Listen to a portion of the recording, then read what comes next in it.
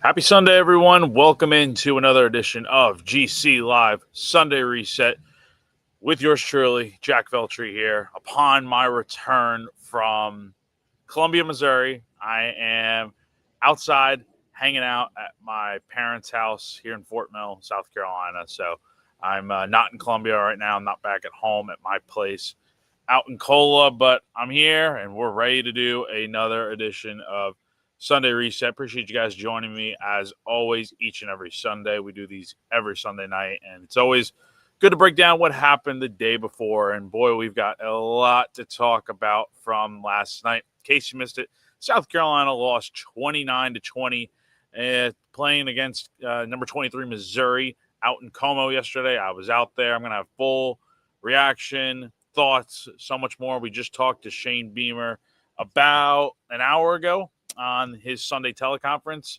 asked a few kind of, I think, important questions and got some good answers. I think I'll have some of the audio playing from that here shortly. But before we get started, just want to talk to you guys real quick about Clint Hammond of CMG Home Loans. If you're in the market to buy a home, or maybe you just need help with your mortgage, any of those housing needs that you just need some help with and you don't know where to begin, Clint is the perfect guy to get in touch with.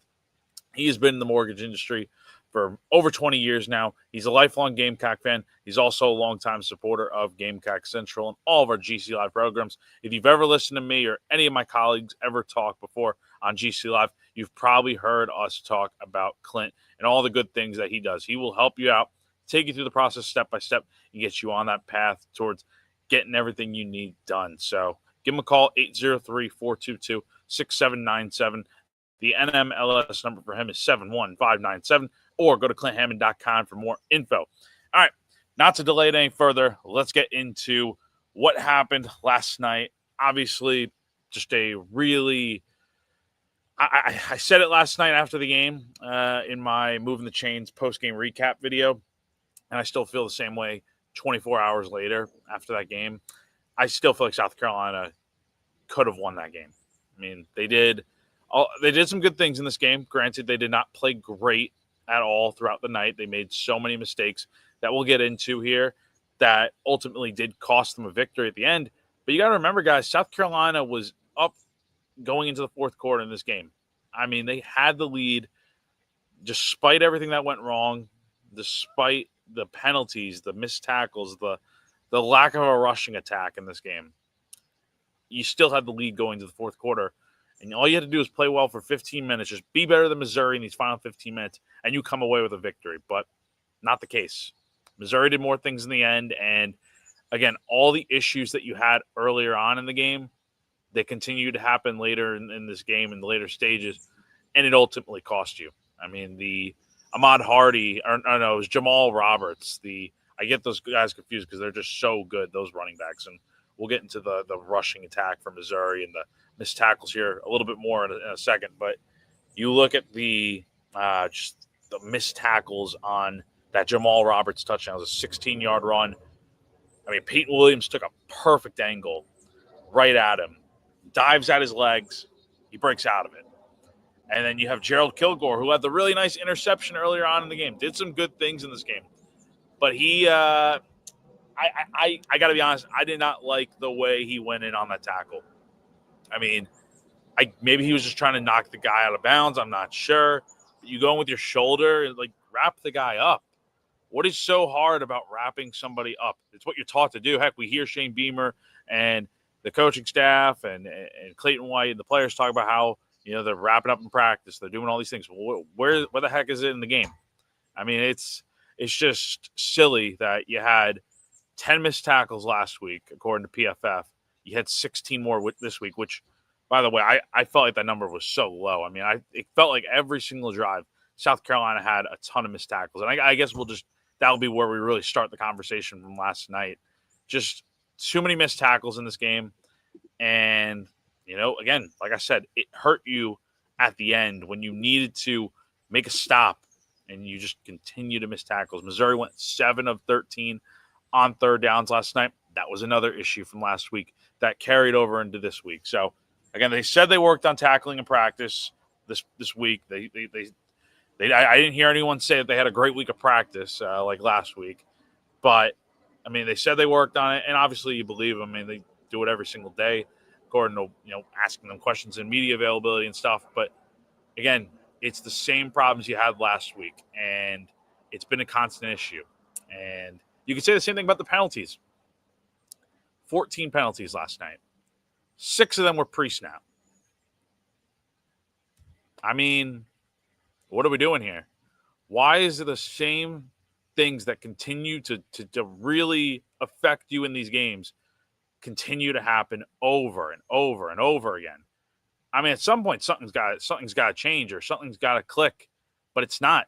It's not. And we'll start with that. And just to answer this quick question we have right here, will the teleconference be posted tonight? Of course it will. Yes, always will be posted here on our YouTube page. I have the full transcript up on GamecockCentral.com. So if you want to listen to me yap for a little bit here, going to keep this one pretty brief and tight tonight, just talking about everything that happened last night, looking a little ahead to Kentucky next week. You want to listen to me and you want to read the transcript, it's on GamecockCentral.com right now.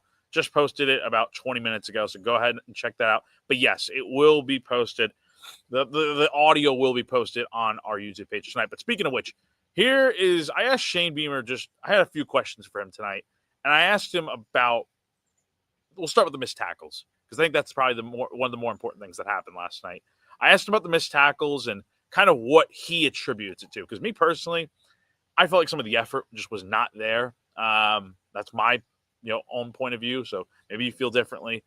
I feel like the effort could have been better. I just feel like the technique wasn't necessarily great either. I think they were taking okay angles, but they just were not wrapping up.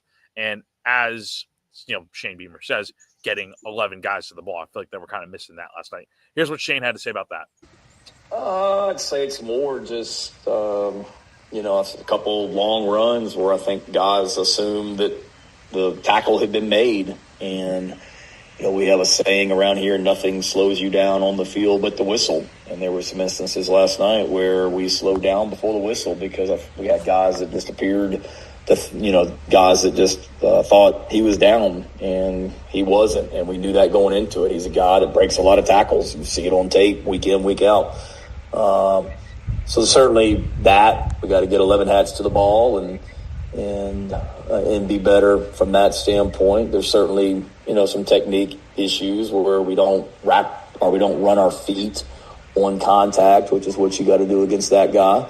And then certainly some where we're supposed to be boxing a run, meaning taking on a blocker and turning it back inside, but we spill it, meaning we make it bounce outside and to somebody that's not there or to somebody that's not in a great position to make a tackle because of the leverage we fit it with. So a combination of those, but really it was just not. We needed to gain tackle more consistently than what we did last night. And again, the guy you're going up against from Missouri, Ahmad Hardy, Jamal Roberts, those guys are really, really good. Don't get that twisted. Ahmad Hardy has over 600 yards rushing this season in 4 games. Obviously, what he did in the first 3 games of the year are not a fluke. I mean, he ran for 138 yards last night, 1 touchdown. His longest run of the night was 38 yards, and he did all that on 22 carries. Jamal Roberts was really good right behind him as the secondary back. 13 carries, 76 yards, 1 touchdown. Even Bo Perbula, the quarterback from Missouri, 9 carries, 72 yards, had a lot of nice runs when you really needed him to escape the pocket and do something. Overall last night, and this is the stat that, again, I think it's probably one of the more important ones from this game, 48 carries, 285 yards on the ground, 2 touchdowns. Big part of why you lost the game right there. Missouri did not need to throw the ball a ton last night. Bo Perbula had less than 200 yards passing last night with 171. But they beat you in the ground game, and they did it again. Missouri has done this to South Carolina almost every single time. I think it has been every single time now that Shane Beamer has gone to Como as Carolina's head coach. Like every year, the last 3 trips to Missouri, including last night, Carolina's defense has allowed 200 or more rushing yards, and they've lost all 3. Coincidence? Like I said last night, coincidence? I think not. I mean, when you're getting beat in the ground game, you don't have to throw the football a ton. When you rush for nearly 300 yards, that's that's going to be a problem for the defense. And it really was last night. And it's just, look, I know Ahmad Hardy's a big running back, big physical guy, but you should have so many guys swarming to the ball, going after him and trying to make sure that he's not even a factor. It's just, and the touchdown run he had, it was like a short run, and he's like turned on. Like I can't do it on here, but it's like, I wish I had the video, but it's like he's turned on his back, and it's like he's able to break out of it. I mean, you got him. He's wrapped up, and he breaks out of it. And maybe that's just more so credit to him. Great running back, really good player. Keep an eye on him in the Heisman Trophy race. You know, I'm sick of quarterbacks winning this award every single year, and some quarterbacks do deserve it, no doubt about it. But like a running back like this should definitely be getting more talked about than he currently is. And he's a really good player. I mean, transfer from Louisiana Monroe. It's just good on Missouri for finding a guy like that. But you know, in this comment right here, we'll get into some of your comments here. You know, it is ridiculous that the O-line play, the missed tackling, the basic fundamentals of tackling, like this comment says here. I mean, you know, Clayton White talked about it literally on Wednesday about how South Carolina had their most missed tackles in a game so far this season. They had 10, and you know they're working to fix it and all that. And then you have 16 on Saturday. I mean, it's just maybe it is just the fact of Hardy and this running attack from Missouri just being really, really good. But Carolina could not stop those guys. And it was, you know, when you just see some of the missed tackles, it's just like, it comes down to wrapping up better. Maybe that is the difference ultimately, is you go ahead and wrap up better. Who knows what can happen. Speaking of the ground game, we got to talk about it. South Carolina, -9 rushing yards. Gonna be honest, guys, I don't think I've ever seen a performance that bad in terms of running the football. It's disappointing. Your lead running back last night, well, tied for the lead in rushing. Oscar Attaway and Matt Fuller both had 7 yards on the ground. Rasul Faison, and we will get into something I asked Shane about Rasul in a minute. I'm sure you guys have seen it on my Twitter, the video I posted this morning about a certain play from that game that I was a little bit critical of. But you ran for -9 yards. And again, that some of that is accounted from Lenore Sellers getting sacked 5 times last night. He finished with -28 rushing yards on 10 carries. But your longest run of the night last night was 7 yards. And you finished with -9 yards. And the guy you waited 8-9 months for, the whole free Sewell thing, Rasul Faison did nothing last night. Quite frankly, I think he's been very disappointing so far this season. Yes, I know he ran for a touchdown against Vanderbilt last week, but, you know, okay, cool, whatever. Like, one touchdown does not change the whole opinion of mine on how he's performed this year. I think he's been underwhelming. I think this running game has been, quite frankly, just very ineffective so far this year. And look, a lot of people want to, you know, go ahead and criticize Mike Shula and stuff. And look, some of it has been warranted, but I'm going to be honest, and this is probably a hot take to you guys, and you're probably going to, you know, bring your pitchforks out and come after me for saying this, but I think Mike Shula was the least of your problems last night. I think he called a pretty good offensive game plan last night. And look, the offense was much better than they had been during the first 3 games of the year. You know, it's not necessarily all on Shula that the offensive line is not creating holes for these running backs to run through. It's not necessarily all on him that the running backs aren't getting upfield. I mean, there's only, again, I know people try not to blame the players and stuff, but at the end of the day, like, some of the blame does have to go on them too. You know, if you can't block up front, you're not going to have a chance.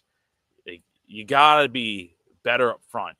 And again, the 5 sacks, the penalties in this game. We'll get back into the penalties in a second, but I mean, look, everyone's dogging on Mike Shula because it's apparently it's the cool thing to do right now, and it's the popular take. But I feel like a lot of you guys are just, and not everyone. I think there's some criticism that's warranted, but I feel like it's a very lazy take in my opinion.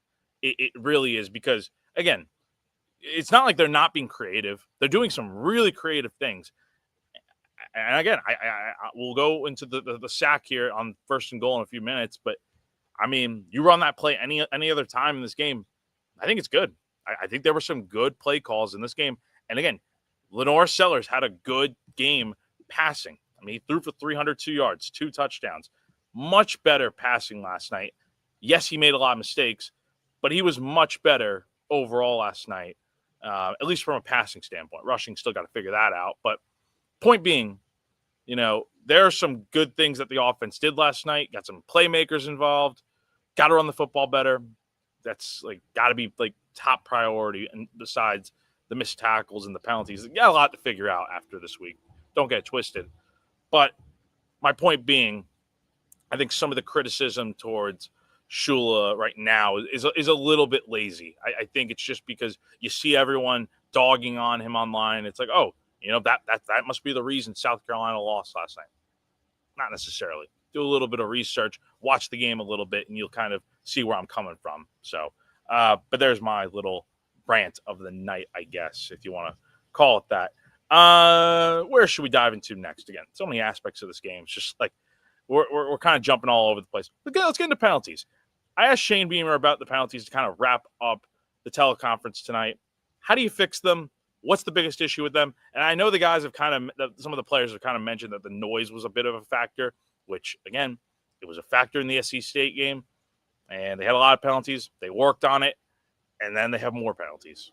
Here's what Shane had to say. Yeah, I mean, certainly the noise is an aspect of it. 2022, Texas A&M came here and had whatever it was, 7 false starts because they couldn't hear.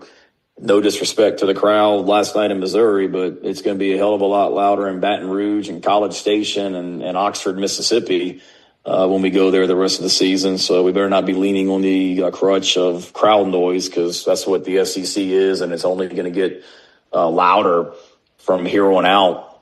We wish I had a better answer for you, Jack. I mean, it continues to happen and it can't. There's some where we just, the crowd is loud and we know the D-line's coming after us and we, jump before we're ready. We had a pre-snap penalty on a punt because the snapper couldn't hear the personal protector making the calls back there and couldn't see him signal because the personal protector got lined up a little too far out of his vision. There were a couple times where the receivers are out wide and they're trying to get lined up, and Lenoris has got to, give those guys time to get set before he motions them, and they got to have the urgency to get out there and get their butts set. We lined up off sides at defensive back one time. I mean, it's just it's a host of things that it's way too many. And, I'm not one of those guys that sits there and says, okay, if you have the fewest penalties, you're automatically going to win the game. I mean, penalties are going to happen. There were some on them last night. There were some on us. But the pre-snap penalties are the ones that just are the ultimate kick in the you-know-what. And that's what we're having too many of. And again, got to look. I mean, we emphasize it. We show video of the penalties every Sunday and talk about them, teach them, try and learn from them every single week. Clearly that's not getting through. So we got to find other methods of trying to get that cleaned up. And that's the thing. That's the thing that gets me with the missed tackles and the penalties and all this stuff. Obviously, the coaches and the players, they're preaching it during practice behind closed doors and stuff. They're talking about it. They know it's an issue, and they're trying to fix it. But it's like, what are they like? It just keeps happening. Like it's more. 14 penalties last night. Again, you had 9 offensive penalties and 5 defensive penalties. The false starts in this game, the pre-snap penalties, were outrageous last night. 6 of them last night. You had 2 holding penalties on offense. You had an ineligible receiver downfield. You had a holding penalty on defense. You had an offsides penalty, as Shane Beamer said. You had 2 face mask penalties. You almost had a targeting penalty on Vakari Swain, but it was just called unnecessary roughness instead. And you had a running into the kicker. I think they hit a penalty for just about every certain situation last night. And when you commit that many penalties, you are going to be in a really rough spot, along with all the other things that you did in this game. Again, it's incredible that South Carolina, despite everything that they did wrong in this game, had the lead going into the fourth quarter and that they only lost by 9. Heck, they covered. They covered. I mean, South Carolina was a double-digit underdog in this game. They still covered, which there's no moral victory with that. But, hey, if you bet on the game, which, I mean, hey, if you want to do that, go ahead. But if you bet on the game and you bet the bet for South Carolina to cover, then, hey, you probably won some money. But it's I don't know. And the only reason I say they're trying to fix it, obviously, how can I say they're trying to fix it? This question here from John Murray. I mean, they talk about it. I don't shoot the messenger here. I'm just saying that's what they say. Take their word for it. They obviously know it's an issue. They're trying to fix it, but we're just not seeing the results. You're seeing more of the same undisciplined issues that this team has had all season, and that's why they're 2-2. Again, the offense looked a little bit better yesterday. The defense, I think, has still got a lot of problems right now, but it's these other things that you fix these issues. You have less penalties last night. You have less missed tackles. You probably maybe win this game, but too many mistakes, too undisciplined, and you lost the game. The other issue in this game we need to dive into, one more quote here. The first and goal situation. You missed it last night. South Carolina got down to the 2-yard line. They were up by 2 points. It was early in the third quarter. Defense had just gotten a 3-and-out. Offense drives down the field. They're down at the 2-yard line.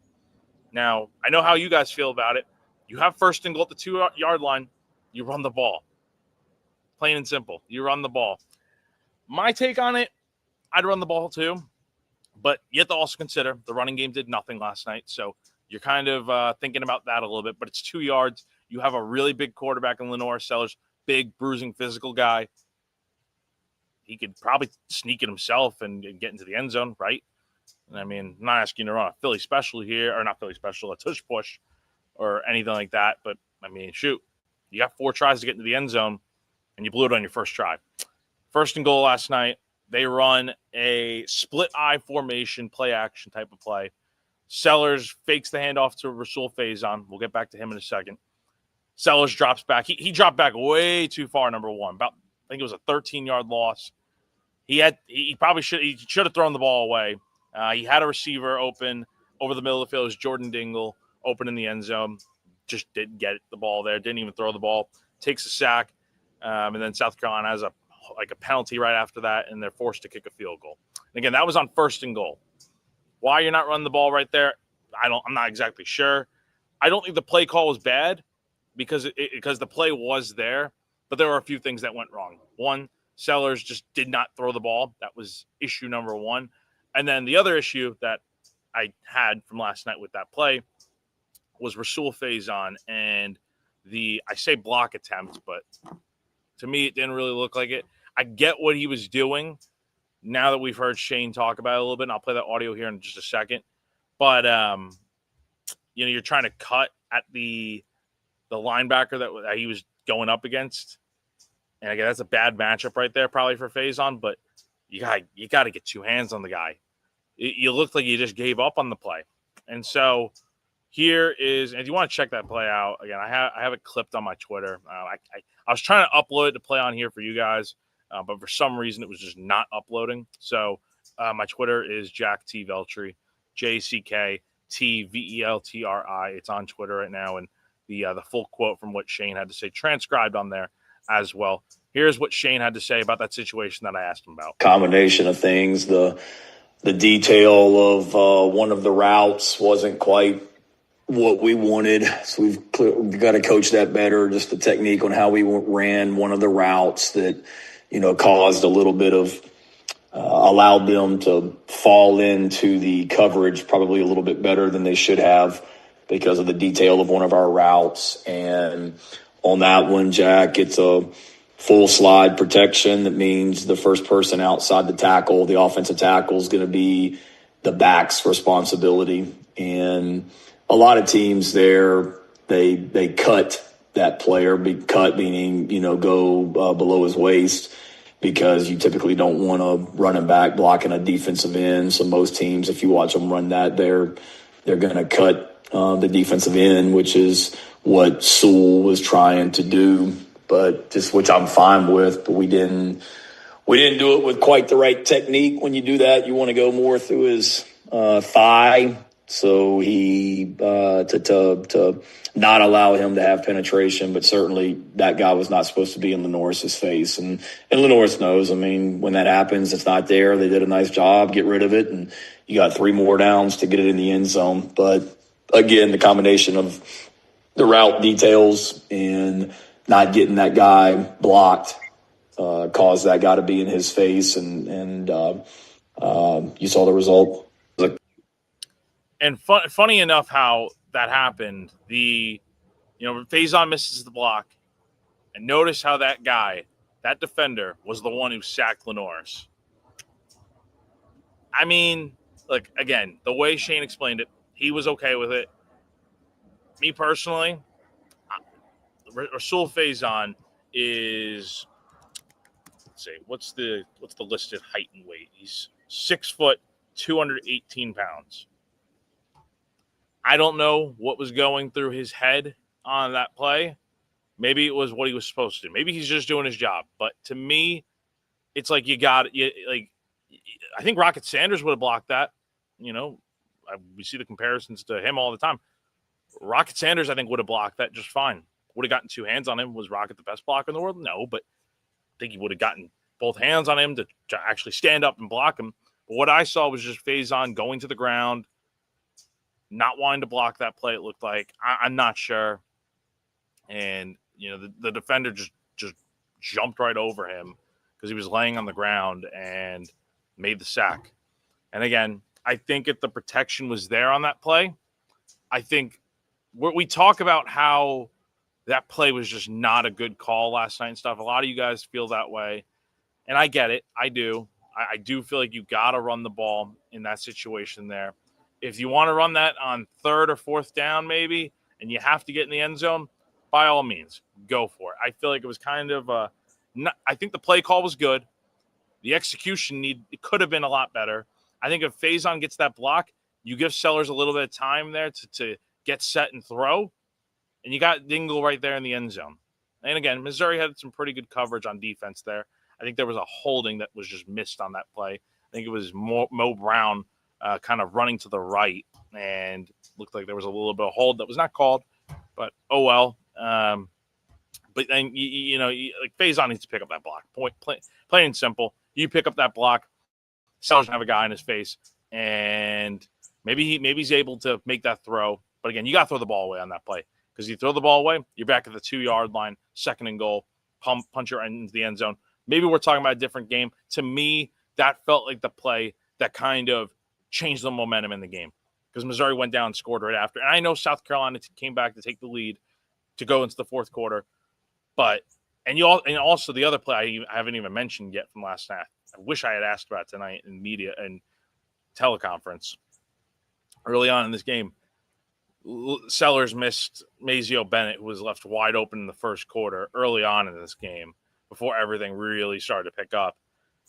He missed him on like a 3rd and long play where Mazio's wide open right in front of the end zone. And I know this is another one that's like people are blaming Sellers, people are blaming Mazio for not catching it. I think the throw needs to be better. If you're that open like Mazio was, you should not have to dive for that ball. I think maybe it hit his hands, but I think I know Sellers had a guy in his face, but I mean, I was watching a play from a few years ago in this very game with South Carolina, Missouri. I think it was probably 2021. I can't remember the name of the quarterback. It was not Brady Cook. Connor Bazelak. I can't remember. I think that's his name. He had a very similar play to this one where he gets hit straight up pretty hard, but he throws the ball up. It's a perfect dot to his wide open receiver down the field. Touchdown. I mean, so not to make excuses here for anybody, but the throw's got to be better. It's plain and simple as that. Got to make a better throw. And then with the sack, again, shouldn't take a sack there. Throw the ball away. but the protection is better. I feel like we're talking a lot. We're probably, some of you guys are probably calling, that play a great play call if it works, but because it doesn't, it's a bad play call. And thank you, Garnet Yardbird. I always know I can count on you, Connor Bazelak. So yes, that I saw that play this morning on Twitter, and I'm like, that kind of reminds me of the one that happened last night with Sellers missing Mazio. So, and again, 5 sacks last night. Some of those were on Lenoris. I think you got to do a better job of reading the field, stepping up in the pocket, and making a throw. I thought Sellers looked probably, I would say probably looked his best so far this season last night. Again, 302 passing yards, 2 touchdowns. Did some really good things. I don't think we can end this show without talking some of the good things from this game, because there were some good. You had Vakari Swain, Jalen Kilgore make 10 tackles apiece last night. Again, Gerald Kilgore had a nice interception in this game. And your offense, 2 touchdowns from Lenoris last night, over 300 yards passing. Vandrevius Jacobs was fantastic last night, catching 7 of his 8 targets, 128 yards and 1 touchdown. Brian Rowe caught his first career touchdown as a Gamecock. Nick Harbor had 3 catches for 45 yards. And Jared Brown only played 1 snap last night, but he made the most of it with 1 catch for 32 yards. But again, a lot of issues in this game. The 5 sacks, the 14 penalties, the 16 missed tackles. Add it all up, and what do you get? You get a 29-20 loss to Missouri. So a lot of issues from last night. And now you're 2-2 in the conference, or 2-2 overall, 0-2 in conference play. And I think my colleague Wes Mitchell kind of brought this up in his 10 takeaways. I think you got to shift your attention towards, forget the college football playoff at this point. I don't think that's going to happen at this point now, barring a miracle. But the schedule is brutal. The schedule is going to be brutal after Kentucky, which we'll get into here in a second. With the Wildcats coming into town next week. Once the bye week is over in first week of October and you go to LSU, you get Oklahoma at home, you get Bama at home, you go to Ole Miss bye week, you go to A&M. All of those teams I just mentioned right there, besides Kentucky, are ranked, so that's going to be really, really tough. And then you get Coastal Carolina at home, then you get Clemson at home. Tell me where you're finding a ton of wins right there, right now. I think if you ask me, I think Carolina is probably favored in – I know they're favored against Kentucky. I'd say they're probably favored in 2 of those games, Coastal and Clemson. Besides that, Carolina would probably not be favored if you ask me. So the schedule's going to be tough, and you kind of have lost games that we thought maybe South Carolina would win. I certainly thought South Carolina would beat Vanderbilt and beat Missouri, but it's not the case. You're 0-2 in the conference, and you got a lot of issues right now. There's a lot of problems with what's going on right now. Carolina Titan asks, is there any truth to Dylan Stewart walking off the field rumor? So I did not see this, but Jordan K. from the State, my good buddy, he did put out that tweet last night that I think sparked this whole thing. I'll take his word for it. Apparently he saw it, and what happened was I think Dylan was walking off the field, heading towards the locker room, and they were doing the alma mater, and Shane pulls him back and tells him to come back for the anthem, the alma mater. And so, I think I don't think it's really that big of a deal. I think the alma mater is the last thing on a lot of people's minds when you just lost a game the way you did. But I get it, the whole culture, love type of thing. It's again, maybe it's not a great sign, but are we really going to make that big of a deal out of it? It is what it is. He was just heading back to the locker room. I don't think it's that big of a deal. So, and no, I don't know about this. With Nectarios saying Shane lost the locker room. I don't think so. It's we'll see. And again, I think there was too much hype around South Carolina heading into the season. Again, I picked them to win 9 games this year, which they still could. But I think there was too much hype around the fact of, it's playoff or bust for South Carolina. They're going to go to the playoff. They're going to do this. They're going to do that. Compete for a national championship. I don't know if anyone was really actually saying South Carolina is going to win a national championship this year. But I think we based so much of this season off of what happened last year. And it's tough to do that when you lost so much talent from last year. And we're seeing the repercussions of that. Defense has taken a big step back in a lot of ways. your offensive line continues to be an issue for the fifth year in a row now. It's there are a lot of problems right now, and you got to clean them up. And you got Kentucky coming into town this weekend. Personally, I think you should win this game. I think Kentucky is probably the worst team in the SEC. I know they looked pretty good going up against Ole Miss a few weeks ago, and yes, they're coming off a bye week too, which is important. But if you lose to Kentucky, I mean, when are you winning a game this season? Besides Coastal Carolina, which at that point, I don't even know if that would be a gimme type of game. I mean, you got to beat Kentucky. Get some momentum. Go into the bye week the following week with a win. You're 3-2, and get ready for LSU. Like, you really got to come out playing a lot better in this game. Again, you limit the mistakes that you make. Like, tackle better, less penalties, protect better. I say these all like they're simple things. I think the penalties are probably the simplest thing to fix. But the blocking, I think it is what it is at this point. I think the perimeter blocking wasn't very good either. So let's not just pin this all on the offensive line. And then your tackling. Like Beamer said multiple times now, get 11 guys to the ball. We continue to hear it, but got to do it. It's plain and simple. So that game will kick off on Saturday night, Williams-Brice Stadium. I'm not looking forward to another night game. 7:45 p.m., SEC Network. Gamecocks are looking to snap a 2-game losing skid and try to pick up their first win in conference play. Like I said last night, and as I'm about to say right now, we are still scratching the surface of all the discussion here on GamecockCentral.com. We got a lot of content up on the site right now, a lot of stories. I got the full transcript from what Beamer had to say tonight in his teleconference up on there. Go check it out. Also wrote 5 plays that led to South Carolina losing this game to Missouri, as well as a breakdown before we got the whole Beamer answer on what happened with Faison and stuff of just what happened on the 1st and goal. Wrote that this morning. So y'all go ahead and check it out over on GamecockCentral.com. Subscribe to the website if you're not subscribed already. Perfect time to get on over there.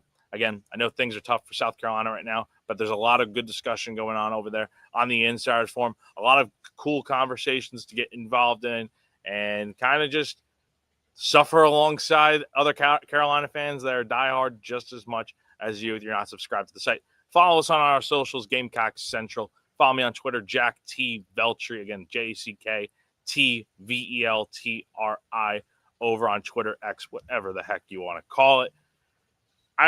We have Wes and Chris. I think I have not talked to them yet, but I'm imagining they're going to go live as normal on Monday mornings. So be sure to check that out. Those guys provide such great insight, probably even better than I can provide. And I try to do my best with that. But obviously, Wes and Chris are those are the guys right there. So definitely check them out tomorrow when they are breaking this game down, sharing their thoughts. Kendall Smith and I will be going live on Wednesday to share some final thoughts from Kendall's perspective, a little bit more from me.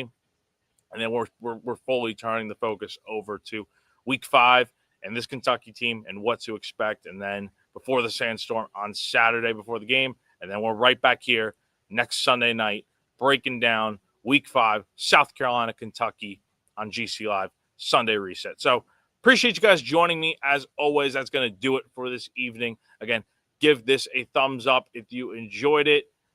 And we will see you guys throughout the week. And I'll see you guys right back here next Sunday night to break down the Wildcats and Gamecocks. Y'all have a great rest of your weekend.